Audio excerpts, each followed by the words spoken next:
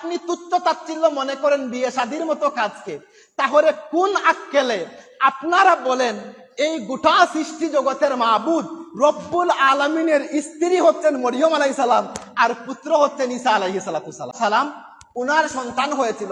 তখনই একজন মহিলার প্রতি বেবিচার আপনি দিতে পারবেন ওই মহিলার গর্ভের মধ্যে যখন সন্তান আসবে, সন্তান ছাড়া আপনি কখনো বলতে পারবেন না এই মহিলা খারাপ কাজ করেছেন। তাহলে অপবাদ যদি দিতে হয়, আপনাদের যাকে আল্লাহর স্ত্রী মনে করেন মরিয়ম আলাইহিস সালাম, উনার ব্যাপারে আপনি অপবাদ দিতে হবে। আর আমি বলছি দুজনেই ছিলেন পবিত্রা, আল্লাহ পাক রব্বুল আলামিন দুজনকেই বলেছেন ওনারা কোনো বেবিচার করেন নাই। রাজধানী রোমান সাম্রাজ্যের রাজধানী ছিল ইস্তাম্বুল একটা সময়ে, বর্তমান তুরস্কের যেই ইস্তাম্বুল শহর। এখানের মধ্যে রোমান সাম্রাজ্যের খ্রিস্টান রাজা এক সময় আমাদের মুসলিম রাজার কাছে একটা চিঠি পাঠিয়েছিল।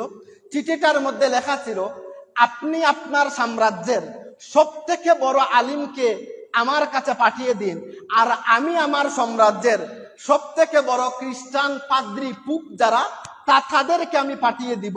দুজনের মধ্যে ডিবেট হবে, আমি দেখব মুসলমানরা ডিবেটের মধ্যে জিতে নাকি আমরা খ্রিস্টানরা ডিবেটের মধ্যে জিতে।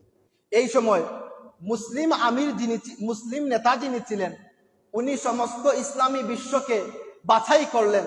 বাছাই করার পরে ইমাম আবু বকর বাকিল্লানি রাহিমাহুল্লাহ উনাকে সিলেক্ট করলেন খ্রিস্টানদের সাথে ডিবেট করার জন্য, অর্থাৎ খ্রিস্টানদের সাথে বিতর্ক করার জন্য।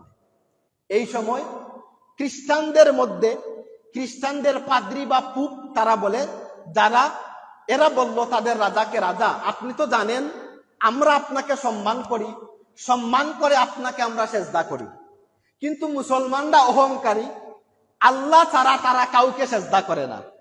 তবে আসেন আমরা আজকে একটা ব্যবস্থা করি যাতে মুসলমানদের সব থেকে বড় আলিম ইমাম আবু বকর বাকিল্লানি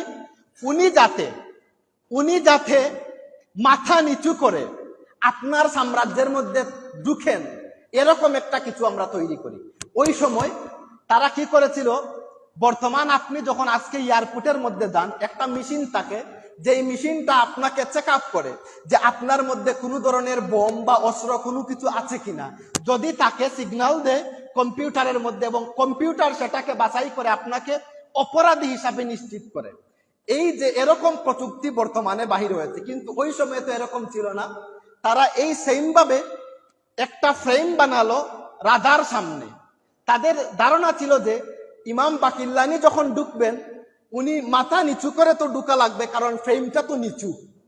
যখন মাথা নিচু করে ঢুকবেন তাহলে তো আমাদের রাজা সামনে থাকবেন, তো আমাদের রাজার পায়ের দিকে মাথা নিচু করে উনাকে ঢুকা লাগবে। ইমাম বাকিল্লানি যখন গেলেন সেখানের মধ্যে গিয়ে দেখলেন যে এরকম কাঠ দিয়ে নিচু করে রাজার সম্মুখে একটা ফ্রেম বানানো রয়েছে। উনার মনের মধ্যে ধারণা আসলো যে এটা তো আমাকে রাজার সামনে মাথা নত করার জন্য বানানো হয়েছে। উনি কি করলেন, উনি মাথা না ঢুকিয়ে আগে পা ঢুকালেন, তারপরে কোমর, তারপরে মাথা। বাচ্চার ঠনক নড়ে গেল। তাহলে দেখেন মাথা যেখানে ঢুকানোর কথা উনি আগে পা ঢুকিয়েছেন।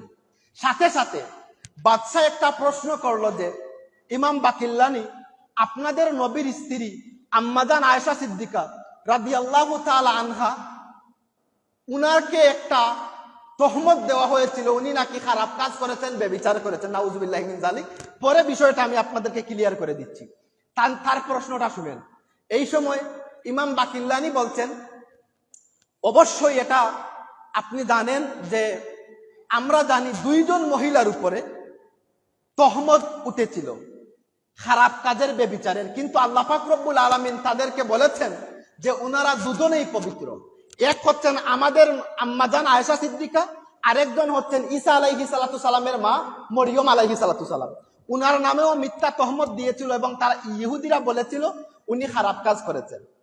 ইমাম বাকিল্লানি বলেছেন, আপনারা তো মরিয়ম আলাইহিস সালামকে আল্লাহর স্ত্রী মনে করেন, নাউজুবিল্লাহি মিন যালিক।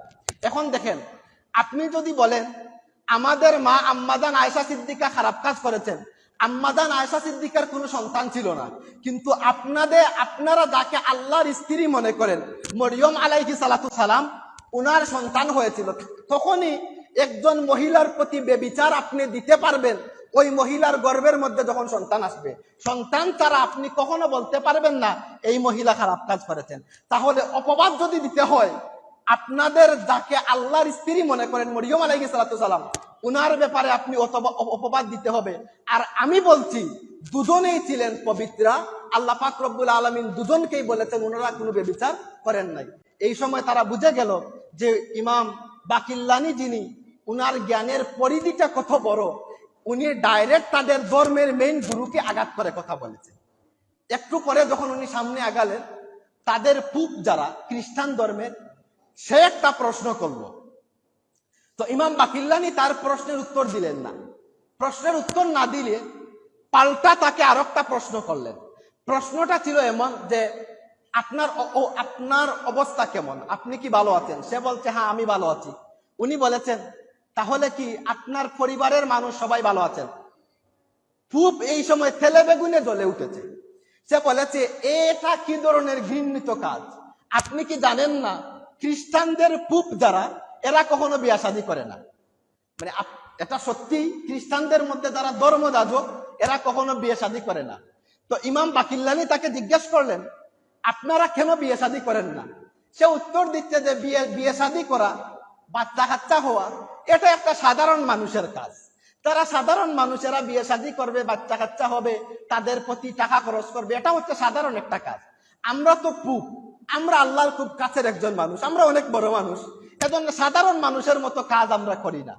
এই সময় ইমাম বাকিল্লানি উত্তর দিচ্ছেন আরে বেকুব, যেই কাজ আপনি সাধারণ মনে করেন, যেই কাজকে আপনি তুচ্ছ তাচ্ছিল্য মনে করেন বিয়ে শাদীর মতো কাজকে, তাহলে কোন আক্কেলে আপনারা বলেন এই গোটা সৃষ্টি জগতের মাবুদ রব্বুল আলামিনের স্ত্রী হচ্ছেন মরিয়ম আলাইহিস সালাম আর পুত্র হচ্ছেন ঈসা আলাইহিস সালাম।